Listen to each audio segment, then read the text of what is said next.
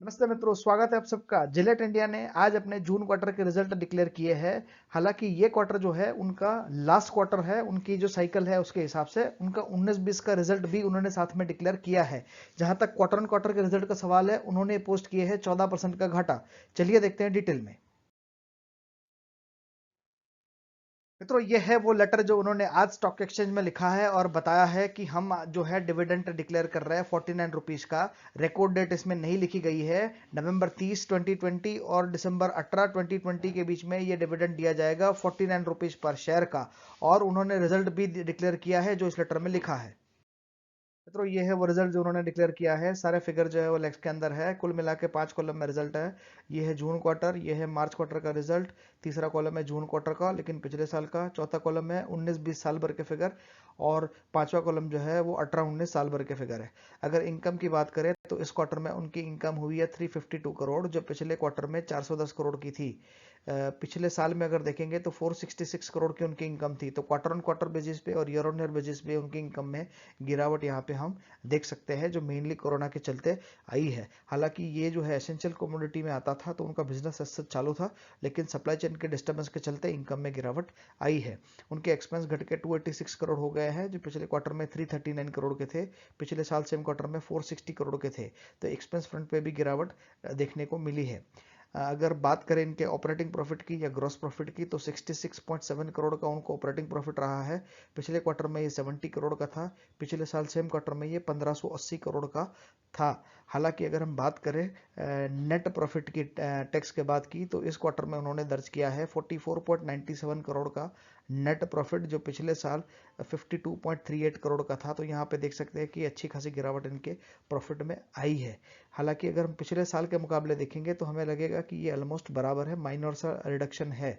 हालांकि पिछले क्वार्टर में उनका ऑपरेटिंग प्रॉफिट तो कम था, पिछले साल वाले क्वार्टर की बात कर रहे हैं, लेकिन उनको 36 करोड़ का जो है प्रायर ईयर टैक्स एडजस्टमेंट मिला था।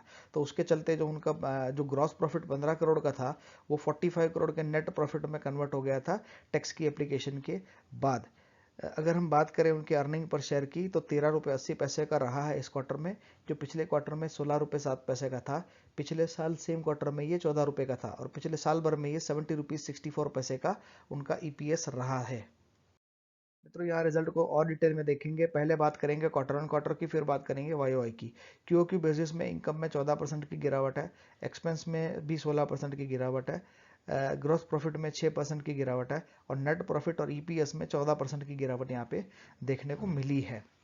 तो ओवरऑल सब देखें तो सब कुछ यहाँ पे नेगेटिव ही नेगेटिव दिख रहा है। अगर ईयर ऑन ईयर बेसिस पे बात करेंगे तो ये गैप और बढ़ेगा। ईयर ऑन ईयर बेसिस पे इनकम में 24% की गिरावट है। एक्सपेंस में 37% की गिरावट है। ग्रॉस प्रॉफिट में 322% की गिरावट है। नेट प्रॉफिट और ईपीएस में 2% से ये बढ़ा है। हालांकि ग्रॉस प्रॉफिट में गिरावट है तो ईपीएस में ये कैसे बढ़ सकता है, तो उसका कारण मैंने पिछली स्लाइड में बताया था। जो उनके प्रीवियस ईयर की टैक्स एडजस्टमेंट है, यही कारण है कि जो उनका नेट प्रॉफिट आफ्टर टैक्स है वो बढ़ के पॉजिटिव हो गया था। और यही कारण है कि यहाँ पे क्वार्टर ऑन क्वार्टर बेसिस पे 2% की यहाँ पे इंप्रूवमेंट देखने को मिल रही है। मित्रों, ये है उनके सेगमेंट वाइज रिजल्ट। अब ये जिलेट इंडिया नाम है, लेकिन ये सिर्फ जिलेट के प्रोडक्ट नहीं है। इनके पास दो सेगमेंट मेजर है। एक है ग्रूमिंग का सेगमेंट, ग्रूमिंग के अंदर जिलेट के सारे प्रोडक्ट्स आ गए हैं। और एक ओरल केयर का भी सेगमेंट है, जिसमें ओरल बी जो है इनकी एक और ब्रांड है ओरल केयर की, वो आती है। तो ओरल बी सेगमेंट में अगर देखा जाए तो वहाँ उनको जो है इनकी जो प्रॉफिट आया वो भी आया, 16 करोड़ का उनको प्रॉफिट है, जो वो उनको जो है वो ओरल केयर से आया है। और ग्रूमिंग से 49 करोड़ का आया है। अगर ईयर ऑन ईयर बेसिस पर अगर हम देखेंगे तो उनको 262 करोड़ का जो है वो जो ऑपरेटिंग प्रॉफिट हुआ है ग्रूमिंग सेगमेंट में, और ओरल केयर में 42 करोड़ का हुआ है। अभी हम उसको पिछले साल से अगर कंपेयर करेंगे तो यहाँ पे भी गिरावट है। उनकी दोनों में, ग्रूमिंग में भी है और ओरल केयर में भी है, जैसा कि हम यहाँ पे देख पा रहे हैं। लेकिन ओरल केयर सेगमेंट में ये गिरावट थोड़ी ज्यादा है, मेनली इसलिए क्योंकि ये सेगमेंट थोड़ा कम्पिटेटिव ज्यादा है। यहाँ कोलगेट एक्टिवली प्रेजेंट है, तो थोड़ा सा कंपटीशन यहाँ पे ज्यादा है। तो यहाँ उनको जो फटका थोड़ा ज्यादा लगा है ओरल केयर सेगमेंट में। ये है उनके पिछले 5 साल के परफॉर्मेंस। अगर इनकम फ्रंट की बात करें तो ये थोड़े उनके लिए चिंता का विषय जरूर रहेगा, क्योंकि 2015 में जहां 1909 करोड़ की इनकम थी, 5 साल बाद जून 2019 में उनको 1875 करोड़ की इनकम हो गई है। तो ये ग्रुप के लिए टोटल इनकम कम हो रही है, चिंता का विषय बिल्कुल है। इनकी इनकम जो है वो कम हो रही है ईयर आफ्टर ईयर, लेकिन खुशी की बात यह है कि यहाँ भी वो लोग समहाउ अपने जो मार्जिन अच्छे से मेंटेन करा के चल रहे हैं। उन्होंने अपने एक्सपेंडिचर घटाया है। जहाँ जून 15 में 1748 करोड़ के एक्सपेंस थे, वो उन्होंने घटा के 1528 करोड़ पे ले गए हैं। यही कारण है कि जहाँ जून 15 में उनके 1900 करोड़ पे 99 करोड़ का प्रॉफिट था, वहीं जून 29 में 1875 करोड़ पे उनको 252 करोड़ का प्रॉफिट हुआ है। तो ये बहुत अच्छा है कि यहाँ उनकी टोटल इनकम कम होने के बावजूद भी उन्होंने अपने नेट प्रॉफिट बढ़ाया है, जो कि at the end of day ये मैटर करता है। हालांकि ये जो टोटल इनकम बढ़ाने के लिए भी उनको कुछ ना कुछ करना पड़ेगा। फिलहाल तो ये अच्छा काम कर रहा है, क्योंकि उनका नेट प्रॉफिट जो है वो लगातार कंटिन्यूसली बढ़ रहा है।